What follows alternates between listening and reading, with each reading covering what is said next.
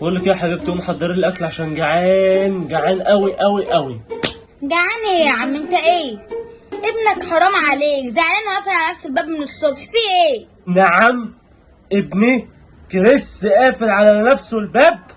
ابني انا؟ ازاي؟ بس معلش يعني اكل وبعد كده نبقى نشوف يعني الموضوع ده، عشان انا جعان قوي قوي قوي، ما فطرتش من ساعه ما نزلت الصبح ما اكلتش. الواد عمال يعيط وزعلان يا عيني، مش عارفه في ايه ماله. معلش يا حبيبتي امي بقى ايه، هات لنا الديك الرومي اللي انت عملته لنا الصبح، عشان قاعد كده نفسي ايه عمال اشمشم، كنت في ريحته كده ونفسي كانت رايحه رايحه، فقلت بقى روح بقى طالما رايحه روح، فيلا بقى عشان عايز اكل. الواد من الصبح مش راضي ياكل، مش عارفه اعمل له ايه.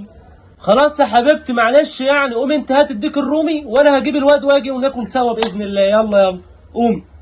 ديك رومي ايه؟ انت عمال تتكلم، هو مفيش اكل. نعم يا روح امك، الديك الرومي اللي انت لسه عاملاه الصبح ده راح فين؟ ها؟ ما هو الواد قاعد زعلان في الاوضه، رحت جبته كده يا اخويا واكلت له بالعافيه، يعني امه عامل ايه طيب؟ يا نهار اسود، بقى كريس زعلان وكل ديك رومي؟ امال لو كان فرحان كان عمل ايه؟ كان انا وانتي ده انتوا ولاد كلب.